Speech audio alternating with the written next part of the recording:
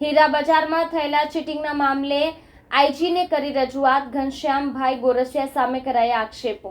ભાવનગર શહેરના આઈજીને મળવા માટે કેટલાક શહેરના અને પાલિતાણા હીરાના વેપારીઓ મુલાકાતે પહોંચ્યા હતા અને ભાવનગરમાં ચીટિંગ ટોળકી કામ કરતી હોવાને પગલે કડક કાર્યવાહીની માંગ સાથે મુલાકાત કરી હતી। આઈજીને મળવા આવેલા હીરાના વેપારીઓ પૈકી જયેશ કાકડિયાએ જણાવ્યું હતું કે મારી સાથે 2019-20માં ચીટિંગ થઈ હતી, જેનું માત્ર 17% ચૂકવણું આવ્યું છે। આરોપીઓ પાસેથી પૂરું મળ્યું નથી। ભાવનગર જિલ્લા ડાયમંડ એસોસિએશનના પ્રમુખ ઘનશ્યામભાઈ વચ્ચે રહ્યા અને બાદમાં છટકી ગયા। ત્યારબાદ પાલિતાણા ડાયમંડ એસોસિએશને પણ ભાવનગર ડાયમંડ એસોસિએશનના પ્રમુખ સામે આંગળી ચીંધી છે। આ સાથે વધુ એક શખ્સે પણ ખુલ્લેઆમ ભાવનગર જિલ્લા ડાયમંડ એસોસિએશનના પ્રમુખ સહિત કેટલાક લોકોની ચીટિંગની ટોળકી હોવાના આક્ષેપ કર્યા છે। આમ હીરા બજારના ચીટિંગને લઈને મામલો વધુ ગરમ બન્યો છે અને ચીટિંગ કરનાર અને ભાવનગર જિલ્લા ડાયમંડ એસોસિએશનના પ્રમુખ સહિતના સામે આક્ષેપો કરાયા હતા। પાલિતાણા ડાયમંડ એસોસિએશન પ્રમુખ માધુભાઈ, આજે શું તમે રજૂઆત કરવા માટે આવ્યા છો?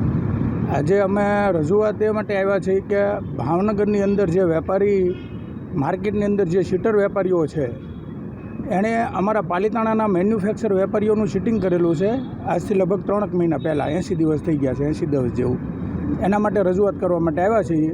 અમે અગાઉ પણ બધા પોલીસ સ્ટેશનમાં એ ડિવિઝનમાં એમાં ફરિયાદ કરેલી છે, પણ એની કાર્યવાહી કાંઈ હજી સુધી આગળ ચાલી નથી। ચીટિંગમાં ટોળકી ચીટિંગ કેવું કરે? ચીટિંગમાં તો વેપારીઓને ફસાવે છે કે કાંઈ પણ એને પાનમાં લે અને ભોળવીને હીરા લઈ લે, અથવા તો એના ભાવ કરતાં થોડો ભાવ વધારે ભરીને લઈ લે અને પછી રફુ ચક્કર થઈ જાય છે। આવનાર સમયમાં કંઈ કાર્યવાહી નહીં થાય તો તમારું શું રહેશે? આવનાર સમયમાં જો આના વિશે કાર્યવાહી નહીં થાય કાંઈ પણ, તો અમે હજી આનાથી આગળ પણ જવા તૈયાર છીએ। અમે ગાંધીનગર તો જઈ આવ્યા છીએ, સીએમને પણ મળી આવ્યા છીએ અને એસએમ સાહેબને પણ મળી આવેલા છીએ આના માટે। અને હવે પછી જો આના પછી જો આગળ કાંઈ કાર્યવાહી નહીં થાય તો અમે હજી ફરીને પણ આગળ જઈશું ત્યાં ગાંધીનગર સુધી।